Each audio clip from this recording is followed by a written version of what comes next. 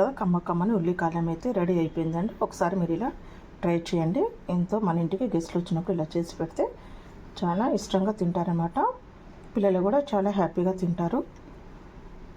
ఒకసారి మీరు ఇలాగ ట్రై చేయండి.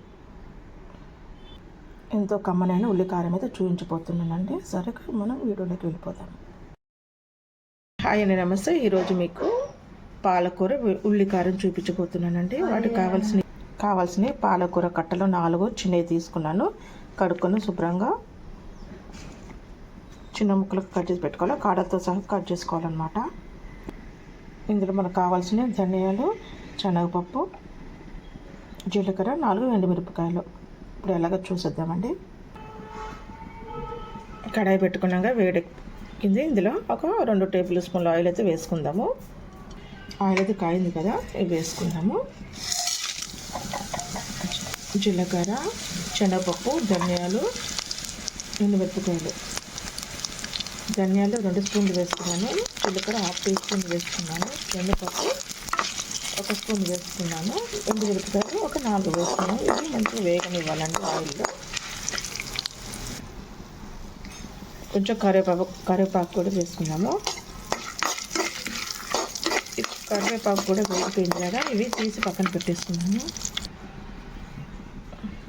అదే గిన్నెలో కొద్దిగా ఆయిల్ వేసుకొని ఇప్పుడు ఉల్లిపాయ ముక్కలు వేసుకుందామండి.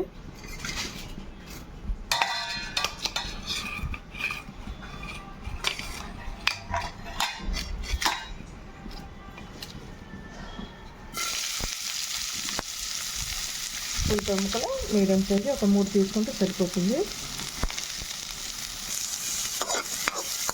కమ్మని ఉల్లికారం అయితే చేస్తుంది, చాలా బాగుంటుందండి. ఎవరైనా మన ఇంటికి చుట్టాలు వచ్చినప్పుడు ఇలా చేసి పెట్టాలంటే కమ్మగా తినేస్తారు. నేను కూడా ఇలాగ చేసుకుంటాను. మీరు ఎలా చేస్తారో కామెంట్ సెక్షన్లో కామెంట్ పెట్టండి.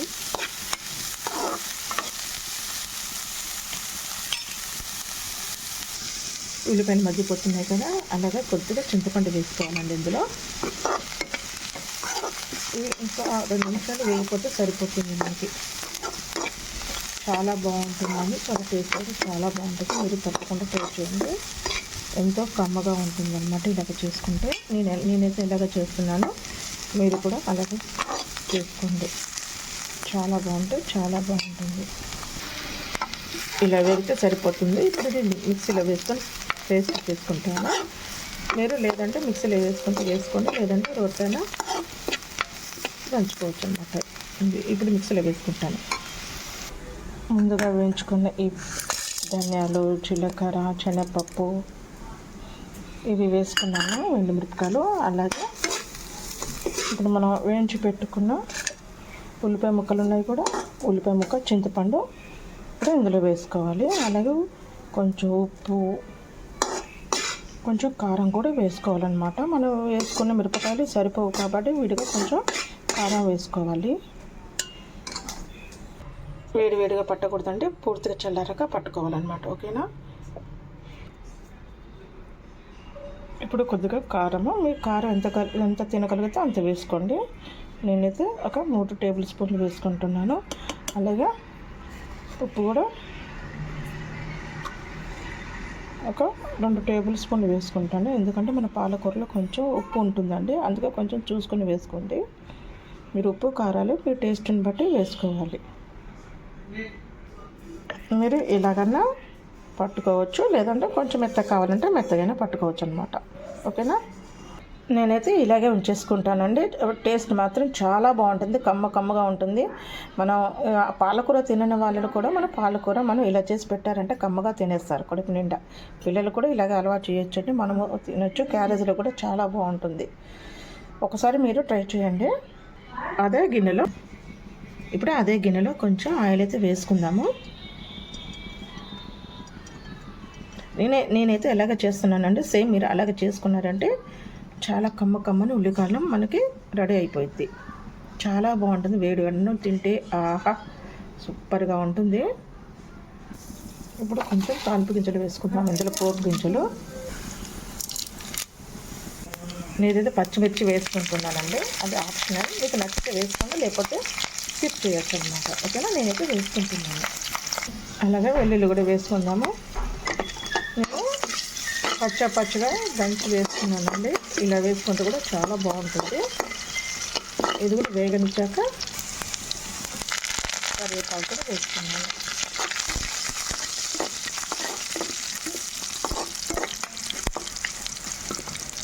ఇప్పుడు మనం కడిగి పెట్టుకున్న పాలకూర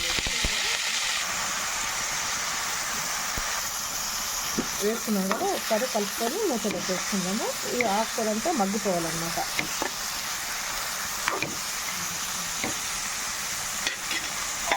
మూత పెట్టేసుకుందాము. చూద్దాము.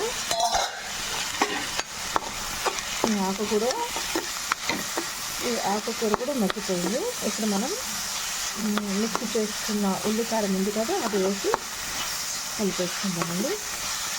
ఇప్పుడు కొద్దిగా పసుపు వేసుకున్నాను. ఇందులో కొంచెం పసుపు వేసుకున్నానండి.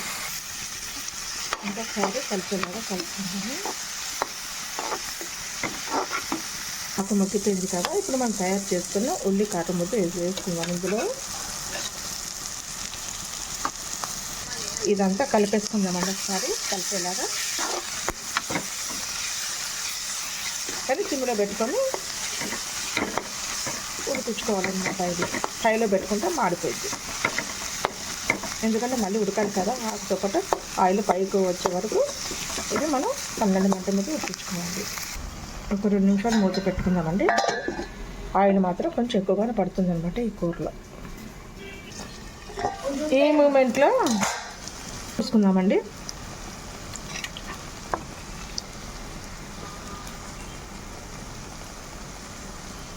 ఉప్పు అయితే కొంచెం పడుతుంది, మీకు సరిపోతే పర్వాలేదు, లేదంటే మీరు కొంచెం వేసుకోండి. నాకైతే కొంచెం ఉప్పు పడుతుంది. నేను వేసుకుంటున్నా కొంచెం 1/2 టీ స్పూన్ అంత వేసుకుంటున్నాను.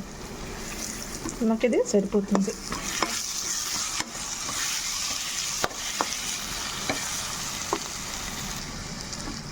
అయిపోయిందండి, కంప్లీట్ అయిపోయింది.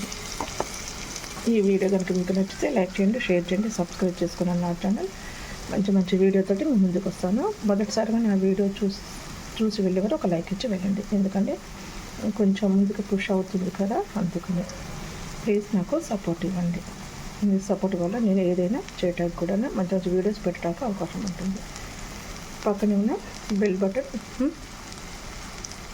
ప్రెస్ చేయండి.